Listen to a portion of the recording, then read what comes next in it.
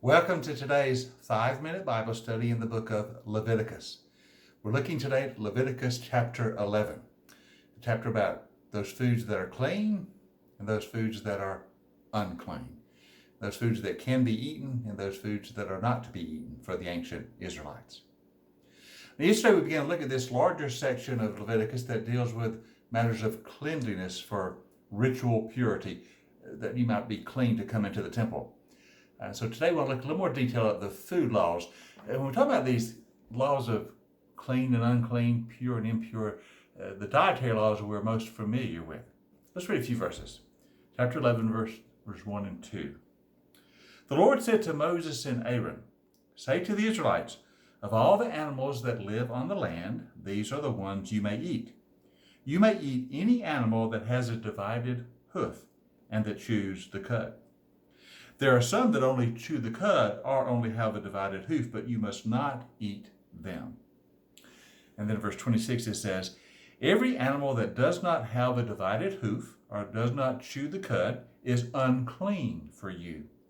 Whoever touches the carcass of any of them will be unclean."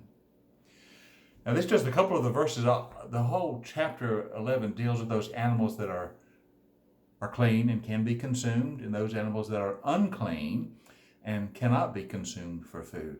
And even to touch the carcass of an unclean animal makes you unclean for a period of time. Now the first question that comes to our mind is, why are some animals clean and some animals unclean? Now in the dietary laws of Leviticus, we are most familiar with the prohibition against eating pork or eating from the pig. That one we know quite well, but of course the pig's not the only animal that was forbidden. Many others were as well. But again, the question is, why? And the answer is, we really are not sure. The scripture does not give the specific reason that certain animals are clean and certain animals are unclean. It just tells those which are in each category. There's been a lot of speculation. Some have speculated it has to do with hygiene, that the animals that were declared unclean were more disease prone than those that were clean. That may be part of it, but it doesn't seem to satisfy all the answers. Some have speculated that it has to do with the religions of the people around them and the kind of animals that they would sacrifice on pagan altars were declared unclean. There may be something to that, but we're really not sure. The short answer is we really just don't know. We know which animals are clean and which are unclean, which can be eaten for food and which cannot. We understand that the law is quite specific. We just don't know why the categories are as they are. We believe it's connected to the culture of the day, and that in some sense the animals the Israelites were not to eat, that were considered unclean, distinguished them from their neighbors around who did not worship God. It set them apart. We feel that's a part of it. We also know that in the New Testament, Jesus declared that the dietary laws were not continuing. He declared that they were only for the Old Testament times, but in the New Testament, they are no longer applicable. In Mark chapter 7, verses 18 and 19, Jesus says, "Don't you see that nothing that enters a person from the outside can defile them? For it does not go into their heart, but into their stomach and then out of the body." In saying this, Jesus declared all foods to be clean.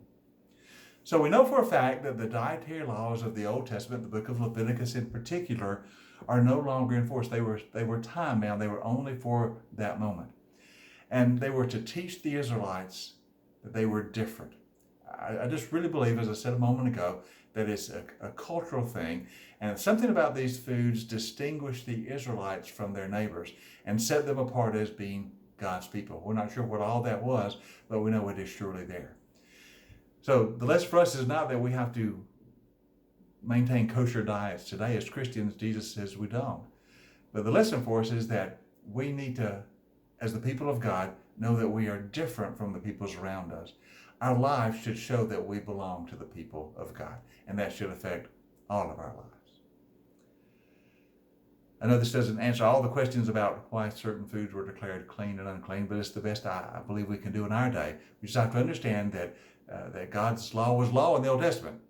But in the New Testament, we're living in grace, and those particular dietary laws no longer apply per the words of Jesus, but we still see the value of them in being distinguished from the peoples around us. Now, tomorrow we'll continue to look at some of these clean and unclean laws in our 5-minute Bible study. So I hope you join us for tomorrow's study in the book of Leviticus.